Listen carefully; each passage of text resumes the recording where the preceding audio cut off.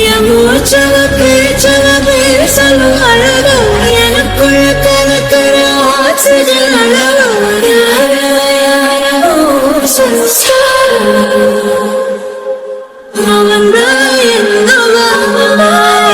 முரளையவ கலையவ அழகிய நிலவவ நிழலிலும் ஜொலிக்கிற நிரந்தர ஒளியவ சரியவ தவறவ சிரிக்கிற சிரிப்புக்கு அவதான் காரணமா.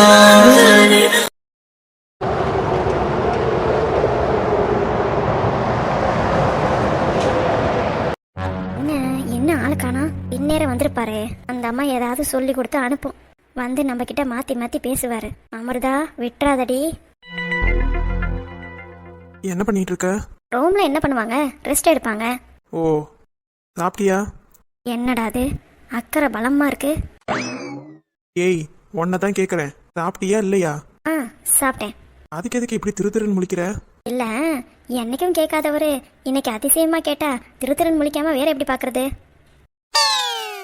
என்னைக்கும் கேட்காதவனா? நான் கேட்டுக்கிட்டு தானே இருப்பேன். யாரு நீங்க? ஃபோன் அடிச்சு நான் தான் கேட்பேன் சாப்பிட்டீங்களா இல்லையான்னு. ஒரு வாட்டிக்கு மறு வார்த்தை கூட நீங்க கேட்க மாட்டீங்க. சரி சரி, படுக்கலாமா? அதுக்கு முன்னாடி ஒன்று கேட்கணும். என்ன? நாளைக்கு ஹாஸ்பிட்டல் போறோம் தானே? ஆமா ஆமா போறோம். அம்மா, எந்த ஹாஸ்பிட்டல்? எங்க அக்காவுக்கு தெரிஞ்ச ஹாஸ்பிட்டல். நினைச்சேன். உங்க அக்காவுக்கு டாக்டர்லாம் தெரியுமா? எங்க அக்காவுக்கு 5 வருஷமா குழந்தை இல்லைல்ல, நிறைய டாக்டர் இங்கே பார்த்துருக்கோம். அதுல ஒரு ஸ்பெஷலிஸ்ட தான் நாளைக்கு போய் பார்க்க போறோம். ஓ, இப்போ எப்படி எடுத்த ரிப்போர்ட்டே பார்ப்பாங்களா இல்ல மேற்கொண்டு என்னை டெஸ்ட் பண்ணுவாங்களா? அதெல்லாம் எதுவா இருந்தாலும் காலையில பேசிக்கலாம். இல்ல இப்பவே பேசணும். என்னதான் உன் பிரச்சனை? இல்ல, மத்தியானமா உங்க அம்மா வந்து தம்பியையும் டெஸ்ட் எடுக்க சொல்றேன் அப்படின்னு சொன்னாங்க. சரி. அப்புறம் நாளை காலையில வந்து மனசு மாறிட்டாங்கன்னா அதனாலதான் முன்கூட்டியே என்ன ஏதுன்னு கேட்டுக்கிறேன். அதெல்லாம் ஒரு பிரச்சனையும் இல்ல. உனக்கு என்ன, என் மேலதான் குறை இருக்குன்னு உனக்கு கண்டுபிடிக்கணும், அவ்வளவுதானே? நினைச்சேன். நான் ஒன்னும் அப்படி சொல்லவே இல்லையே. நீ தானே வந்து டெஸ்ட் எடுக்கணும் சொல்லிக்கிட்டே இருக்க. அப்பா சாமி, ஹாஸ்பிட்டல்ல சொன்னாங்க எனக்கு. உனக்கு எந்த பிரச்சனையும் இல்ல, அடுத்து இவருக்கு தான் டெஸ்ட் பண்ணி பார்க்கணும், இவருக்கு பிரச்சனையா இருந்தா இவருக்கு தான் குறை இருக்கு அப்படின்னு சொன்னாங்களா? இதுக்கு எதுக்கு இவ்வளவு கோவப்படுறீங்க?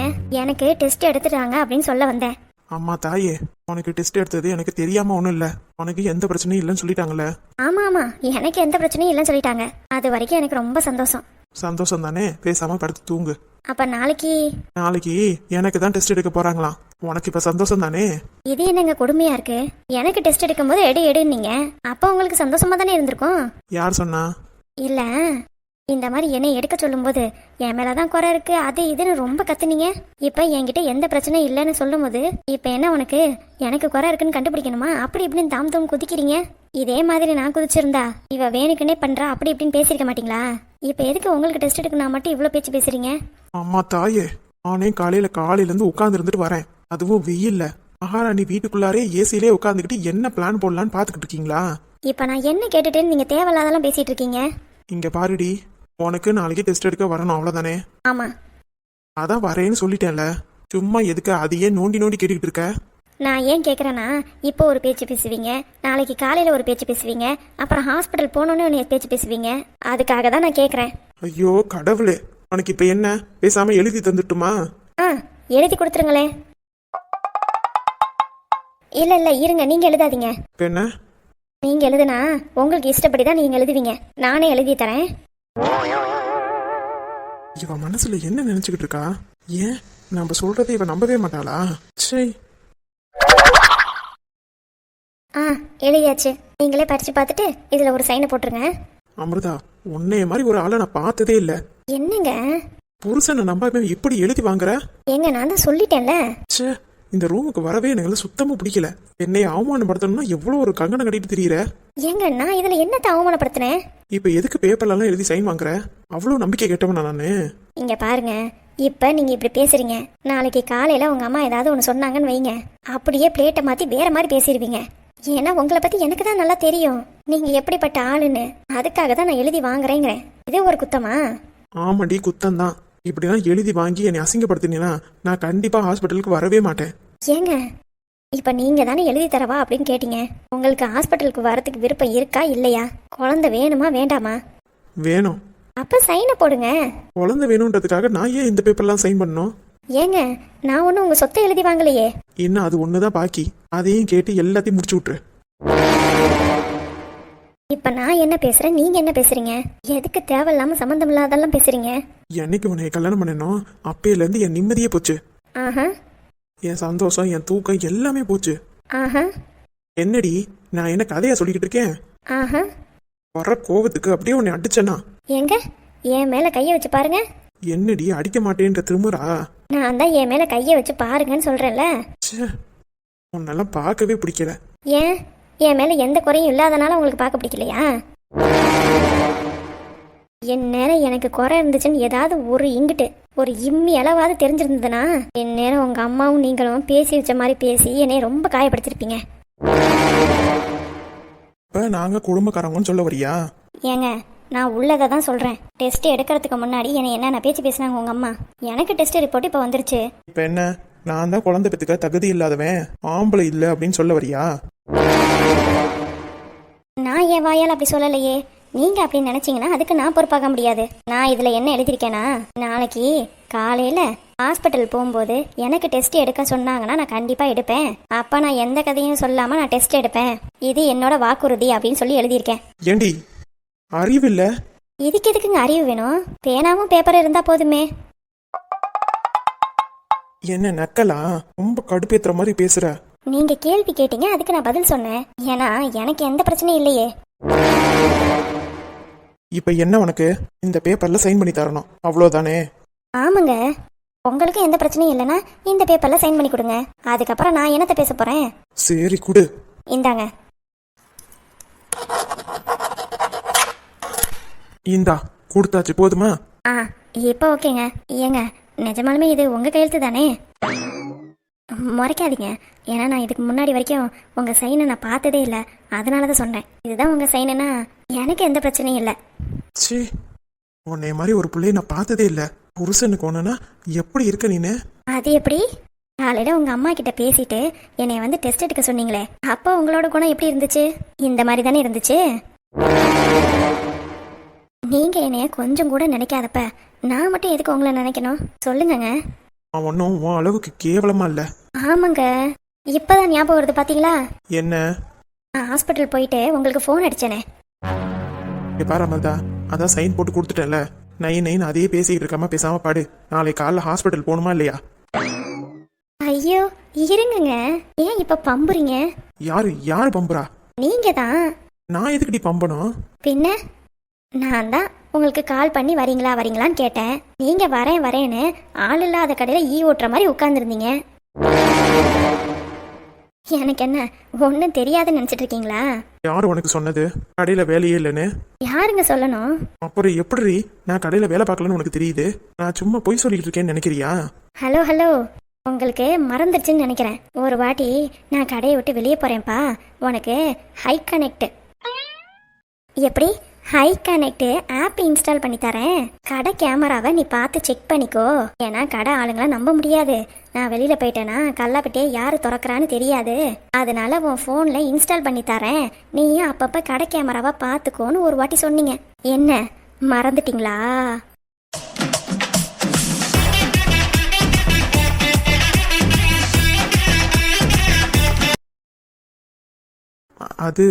அது வந்து நானும் செக் பண்ணேன். எப்போ ஹாஸ்பிட்டலில் நின்றுக்கிட்டு ஃபோனை பார்த்துக்கிட்டே இருந்தேன் பார்த்தீங்களா? அப்போ கூட உங்களுக்கு கால் பண்ணேன். நீங்கள் என்ன சொன்னீங்க?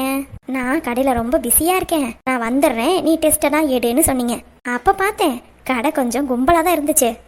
ஆமா, கடை கும்பலா தானே இருந்துச்சு. அப்புறம் எதுக்கு பேசிக்கிட்டு இருக்க? அப்புறமா ரிசல்ட் வரும்போது ஒரு வாட்டி கால் பண்ணேன், ஞாபகம் இருக்கா? இருக்கே. அப்போ என்ன சொன்னீங்க? என்ன சொன்னேன்? நான் தோ டிராஃபிக்ல வந்துட்டு இருக்கேன், நீ ரிசல்ட் வந்தோடனே டாக்டர்கிட்ட காமி, நான் வந்துட்டே இருக்கேன் அப்படின்னு சொன்னீங்க. ஆமா, நான் வரதான் ட்ரை பண்ணேன். ஆனா நீங்க என்ன பண்ணீங்க? டிராஃபிக் ஜாம்னு என்கிட்ட போய் சொல்லிட்டு கடையில ஓடிட்டு இருந்தீங்க. நான் பார்த்துக்கிட்டு சும்மா தான் இருந்தேன். அப்ப நீங்க என்னை ஏமாத்தும் போது எனக்கு எப்படி இருந்திருக்கும்?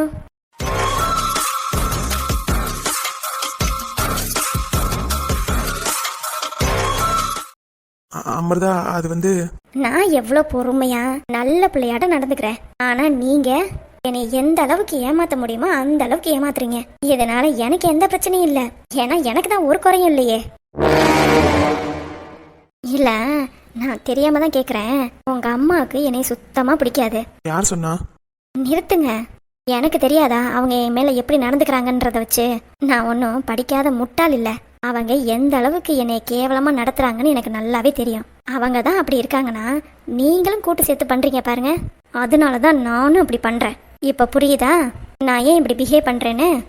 ஏன்னா ஏன்னா என் மேல எந்த குறையும் இல்லை. நீங்க என்னைய என்ன வேணாலும் நினைச்சிட்டு போங்க, எனக்கு அதை பத்தி கவலையே இல்லை. ஏன்னா எனக்கு எந்த குறையும் இல்லை. என் மேல குறை கண்டுபிடிச்சு அதை ஊரு புறா சொல்லி என் பேரை நாரடிக்கணும் தானே நீங்க பாத்தீங்க. அவங்க தான் அப்படி இருக்காங்கன்னா நீங்களும் இப்படி இருக்கீங்களே. உண்மையாலுமே ஐ லவ் யூன்ற வார்த்தைக்கு அர்த்தம் என்னன்னு உங்களுக்கு தெரியுமா? தெரிஞ்சிருந்தா என்கிட்ட இந்த மாதிரி சொல்லியிருக்க மாட்டீங்கல்ல. இங்க பாரு அமிர்தா, நீ தேவையில்லாம பேசிக்கிட்டு இருக்காத. நானே காலையில இருந்து உட்கார்ந்து இருந்துட்டு வரேன். ஆமா ஆமா, நான் ஏதாவது பிரச்சனையை சொன்னா மட்டும்தான் காலையில இருந்து கடையில உட்காந்து இருந்துட்டு வரேன் அப்படிங்கறதெல்லாம் ஞாபகம் வரும். இதுவே உங்க அம்மா என்னைய பத்தி ஏதாவது ஒரு பிரச்சனையை சொன்னாங்கன்னா அப்ப சொல்லுன்னு ஐயாவுக்கு வரும் பாருங்க கோவம். அப்பெல்லாம் இந்த கடையை பத்திலாம் சுத்தமா மறந்துடுவீங்களே. என்னைய கடுப்பேத்தி என்னை அசிங்கமா பேசி என்னை அழ வைக்கிறதே பெரிய குறிக்கோளா இருப்பீங்க நீங்களும் உங்க அம்மாவும். அப்படிலாம் ஒன்றும் கிடையாது.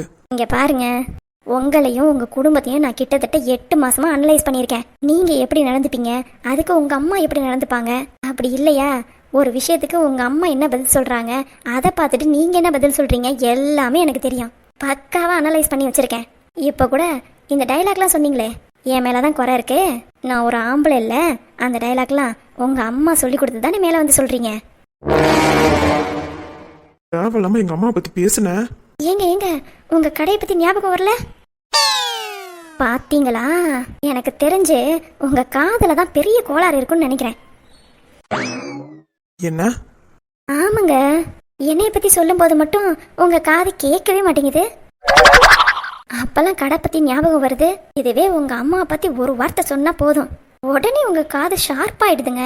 அதுவும் இல்லாம உங்க மைண்ட்ல உள்ள உங்க கடையெல்லாம் மறந்து போயிருது பாருங்களேன். கண்டிப்பா சொல்றேங்க, உங்க அம்மா பெரிய ஜீனியஸ் தான். காதுல பெரிய பாட்டே உங்களுக்கு செஞ்சு உள்ள திணிச்சு வச்சிருக்காங்கன்னு நினைக்கிறேன். இங்க பாரு, நீ என்ன வேணாலும் பேசிட்டு இரு. எனக்கு தூக்கம் வருது. காலையில ஹாஸ்பிட்டல் வரணுமா வேணாமா? அதான் லெட்டர்ல சைன் பண்ணிருக்கீங்கல்ல, கண்டிப்பா வந்துதானே ஆகணும். அப்ப பேசாம படு, நாளைக்கு காலையில பேசிக்கலாம். சரிங்க, நீங்க இப்படி பேசுனீங்கன்னா எனக்கும் எந்த பிரச்சனையும் இல்லை. நாளைக்கு காலையில பாப்போம் உங்க மூடு எப்படியெல்லாம் மாறுதுன்னு. நான் ரொம்ப ஈகரா வெயிட் பண்ணிட்டு இருக்கேங்க. நீங்க என்ன கோல்மால் பண்ணாலும் சரி, அதுக்கெல்லாம் நான் அசரவே போடுறதில்ல.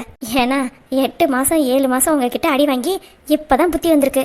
இதுக்கப்புறமும் உங்களை நம்பினேன்னு வைங்க, அதுக்கப்புறம் ரொம்ப வடிகட்டின முட்டாள் நானாதான் இருப்பேன். இனிமே உங்களையும் சரி உங்க குடும்ப ஆளுங்களையும் சரி எந்த விதத்துலையும் நான் நம்பவே மாட்டேன். எனக்கு என்ன ஆனாலும் நீங்க எந்த விதத்துலையும் பாதிக்கப்பட மாட்டீங்க, கண்டுக்கவும் மாட்டீங்கன்னு எனக்கு நல்லாவே தெரியும். எனக்கும் உங்க கூட பேசி பேசி ரொம்ப டயர்டா இருக்கு. இந்த லெட்டரை வேற பத்திரமா வைக்கணும். சரிங்க, குட் நைட். நாளைக்கு காலையில ஹாஸ்பிட்டல் போயிட்டு உடனே டெஸ்ட் எடுத்துட்டு பாத்துருவோம். ஏன்னா எனக்கு எந்த பிரச்சனையும் இல்லை. எல்லாம் என் தலை எடுத்து. இதுக்கெல்லாம் காரணம் அம்மா தான். வாயை வச்சுக்கிட்டு சும்மா இல்லாம தேவையில்லாதாலும் பண்ணி வச்சிருக்காங்க. என்னால அவங்களையும் திட்ட முடியல, இவளையும் கண்ட்ரோல வைக்க முடியல. 2 பேத்துக்கும் நடுப்புற மாட்டிக்கிட்டு நான் தான் முடிக்கிறேன். நாளைக்கு வேற டெஸ்ட் எடுக்கலன்னா இவ தாம் தூம்னு கத்துவா. டெஸ்ட் எடுத்தா அவங்க. கடவுளே, நாளைக்கு என்ன பண்ண போறேன்னு தெரியல. வார்த்தைக்கு வார்த்தை எனக்கு எந்த பிரச்சனையும் இல்லை, எனக்கு எந்த பிரச்சனையும் இல்லைன்னு குத்தி குத்தி காமிக்கிறா. ஒருவேளை நாளைக்கு எடுக்கிற டெஸ்ட்ல எனக்கு எதுவும் பிரச்சனைன்னு வந்துச்சு, அவ்வளவுதான். இவளே என்னை நல்லா வச்சு செஞ்சிருவா. கடவுளே, என்னை எப்படியாவது இதுல இருந்து காப்பாத்துப்பா. எல்லாம் அம்மா வச்ச ஆப்புதான் எனக்கே திரும்புது. ச்சே.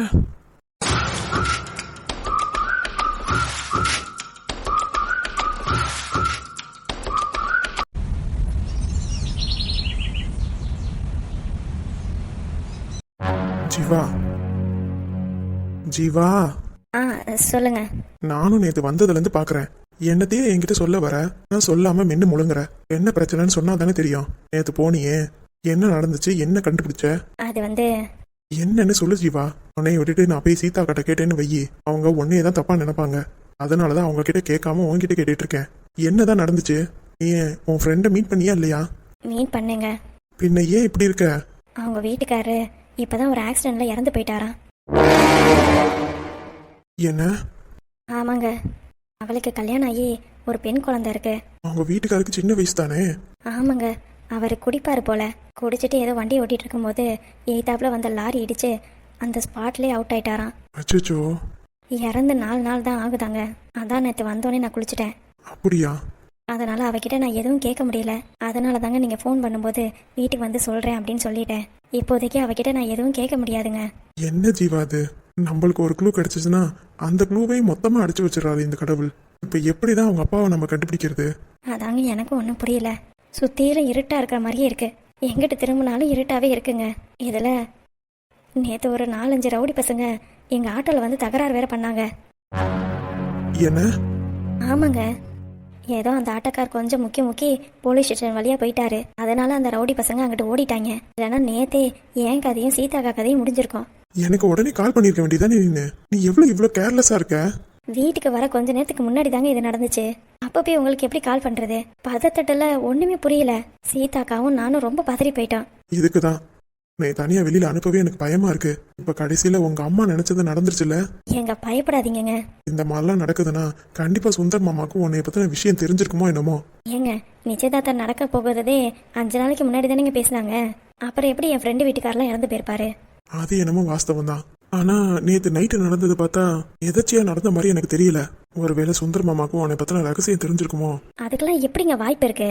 நான் அவரோட அண்ணன் பொண்ணுன்னு அவருக்கு எப்படி தெரியும்? அதான் எனக்கு ஒன்றும் புரியல. சரி, புடவையெல்லாம் எடுத்துட்டு வீட்டுக்கு போயிட்டாங்களா? 1 கோடிக்கு புடவை எடுத்திருக்கு. 1 கோடிக்கா? ஆமா, அந்த ஜருகையெல்லாம் ஐம்பொன்ல போட்டிருப்பாங்கல்ல. ஆமா, அந்த ரெட் கலர் சாரி மாதிரி இருக்குமே. அதுதான். அந்த புடவையை தான் எனக்கு வேணும்னு நிக்கிறா. எங்க அம்மாவும் சரின்னு சொல்லி வாங்கி கொடுத்துட்டாங்க. கேள்விப்பட்டேங்க, சீதா அக்கா சொன்னாங்க. இப்பவே இப்படி செலவு பண்றானா கல்யாணம் ஆனதுக்கு அப்புறம் எப்படி எல்லாம் செலவு பண்ணுவா? நம்ம வசதியானவங்க தான், இல்லைன்னு சொல்லல. ஆடம்பரம் இருக்குன்றதுக்காக அளவுக்கு மிஞ்சின செலவு பண்ணக்கூடாது இல்ல. நீங்க சொல்றது கரெக்டு தான். ஆனா இதை பத்தி நான் பேசுறதுக்கு எனக்கு தகுதி இருக்கா இல்லையான்னு எனக்கு தெரியல. நீ என்ன ஜீவா இப்படி பேசுற? நீ யாரு? என்னோட வைஃப். எனக்கு இந்த வீட்டுல இந்த குடும்பத்துல ஈக்குவல் ரைட்ஸ் உனக்கு இருக்கு. நீ பேசுறதுக்கு எல்லா உரிமையும் இருக்கு. நீ கண்டிப்பா பேசிதான் ஆகணும். பேசலாங்க. என்னதான் இருந்தாலும் அவங்க சின்ன அண்ணன் பொண்ணு. நான் அவங்க பெரிய அண்ணன் பொண்ணாவே இருந்தாலும் அத்தைக்கு என்னைய பத்தி தெரியாது இல்லையா? அதனால நான் பேசினாலே அவங்க ஏத்துக்க மாட்டாங்க. ஒருவேளை நான் பேசுறேன்னே வைங்க, அப்ப கூட ஏன் அண்ணன் பொண்ணுக்கு நான் செய்யறேன், நீ யாரடி ஒண்ணு இல்லாதவ அப்படின்னு சொல்லி பேசதானுங்க செய்வாங்க. இங்க பாரு, எங்க அம்மா என்ன நினைப்பாங்க, எங்க மாமா என்ன நினைப்பாங்க அப்படின்றதெல்லாம் விட்டுட்டு, தப்பு எங்க நடந்தாலும் சரி, யார் பண்ணாலும் சரி, நானே நாளைக்கு தப்பு பண்ணாலும் நீ தட்டி கேட்கணும். அப்படிப்பட்ட ஜீவாவை தான் நான் கல்யாணம் பண்ணியிருக்கேன். என்ன மறந்துட்டியா? கருணாகரனை எய்த்து எவ்வளோ தூரம் நின்ன. இப்ப உங்க அத்தையை எய்த்து கொஞ்சம் கூட உன்னால நிக்க முடியாதா? இல்லைங்க, எனக்கே இப்பதான் சொந்த பந்தம் கொஞ்சம் கிடைச்சிருக்கு. அதுக்காக அவங்க என்ன பண்ணாலும் பரவாயில்ல, நான் வாயை முடிட்டு அமைதியா இருப்பேன்னு இருக்கியோ? அப்படி சொல்ல வரல. இங்க பாரு ஜீவா, எனக்கு அந்த பழைய ஜீவாவான தைரியமா பக்குவமா பேசுவா பத்தியா, அவ தான் எனக்கு பிடிக்கும். இந்த மாதிரி பயந்து சாவறவங்கள எனக்கு பிடிக்கவே பிடிக்காது. சரிங்க, நான் இனிமே தைரியமா இருக்கேன். குழந்தனார் எதுவும் பேசலையா? அவன் கிடக்குறான் கிறுக்கு பைய, மாத்தி ஏதாவது பேசிக்கிட்டே கிடப்பான். நைட் அவர் ஏதோ வேற ஆளை பார்க்க போறதா சொன்னீங்க. அது என்னன்னு தெரியலடி. அவன் பேசுறத வச்சு பார்த்தா வேற யாரையோ பார்க்க போறாங்கிறது மட்டும் புரியுது. ஏங்க, அவங்க யாரை பார்க்க போறாங்கன்னு நம்மளும் பின்னாடியே போய் பார்ப்போமா? அதெல்லாம் ஒன்றும் தேவையில்ல. நீ உன் ஃப்ரெண்டு கிட்ட பேசுற வழியை பாரு, கண்டிப்பா ஏதாவது க்ளூ கிடைக்கும். சரிங்க.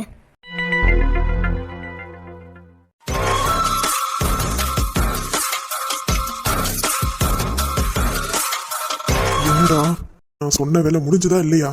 அண்ணே, நாங்களும் எவ்வளவு ட்ரை பண்ணிட்டோனே. அந்த ஆட்டோக்காரனை சுதாரிச்சு கொண்டு போய் போலீஸ் ஸ்டேஷன் வழியா நிறுத்திட்டானே. அதனால எங்களால ஒண்ணுமே பண்ண முடியலனே. ஆக அவளை தப்பிக்க விட்டுருக்கீங்க. இன்னைக்கு முடிச்சிடுறேனே. கண்டிப்பா அவ வெளியில வருவாளனே. அப்ப சமயம் பார்த்து நான் முடிச்சிடுறேன். கிழிச்ச அண்ணே.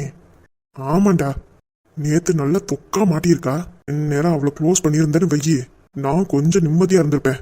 எல்லாருமே சொதப்புவாங்கன்னு தான் உன்கிட்ட அந்த வேலையை கொடுத்துருந்தேன். கடைசியில நீயே சொதப்பி வச்சுட்டேல.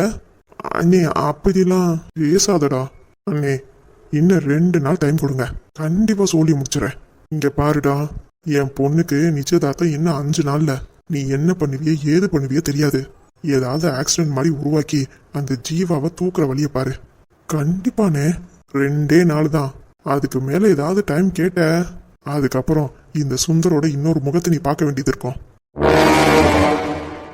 இல்லனே எல்லாத்தையும் பக்காவா ஸ்கெட்ச் போட்டு பண்ணிடுவான். நீங்க எதுக்கும் கவலைப்படாதீங்கண்ணே. போனை வைக்கிறேன். ஆ சரிங்கண்ணே.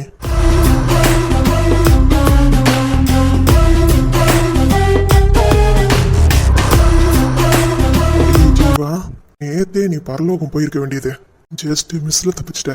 இதுக்கப்புறமும் நீ என்ன ஜாக்கிரதையா இருந்தாலும் என் ஆளுங்க உன்னை தூக்குறதுல தான் குறியா இருப்பாங்க. பாப்போண்டி, இதுல யாரு ஜெயிக்கிறான்றத பாப்போம்.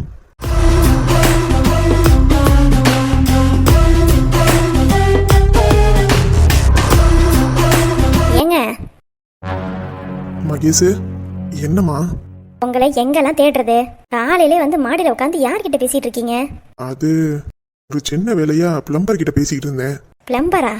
ஏங்க, நம்ம வீட்டு சிங்கு தொட்டி கூட அடைக்குது, அதையே வந்து என்ன ஏதுன்னு பார்க்க சொல்லலாம்லங்க.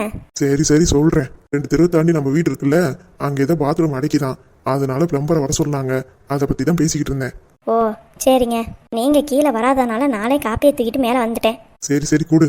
ஆ இந்தாங்க. ஏங்க, கேட்குறேன்னு தப்பா நினைக்காதீங்க. என்ன? போன்ல யார்கிட்டயே சத்தமா பேசிக்கிட்டு இருந்தீங்களே, இன்னமும் அந்த கட்ட பஞ்சாயத்தை விடவே இல்லையா நீங்க? அதெல்லாம் ஒண்ணும் இல்ல. எனக்கு எந்த பிரச்சனையும் இல்லை. நீங்க கட்ட பஞ்சாயத்தை விடக்கூடாதுன்னு தான் நானும் சொல்றேன். ஏன்னா நம்ம பொண்ணுக்கு இப்ப பெரிய இடத்துல கல்யாணம் ஆக போகுது.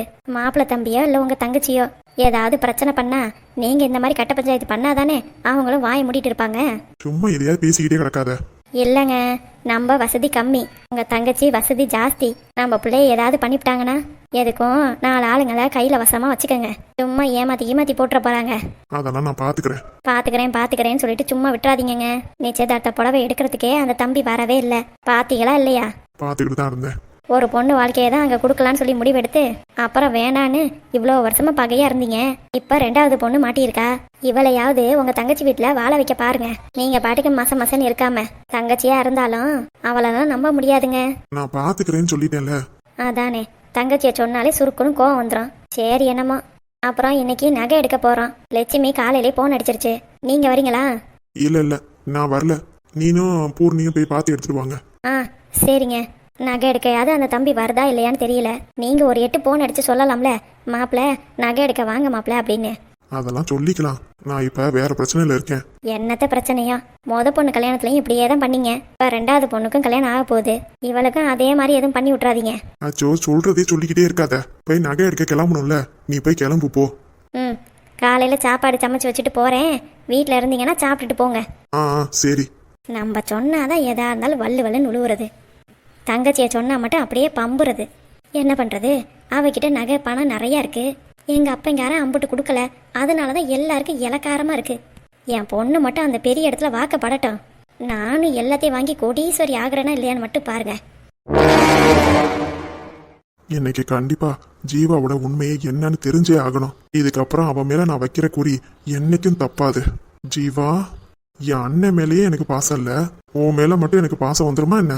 உன் சாவு என் கையால தாண்டி.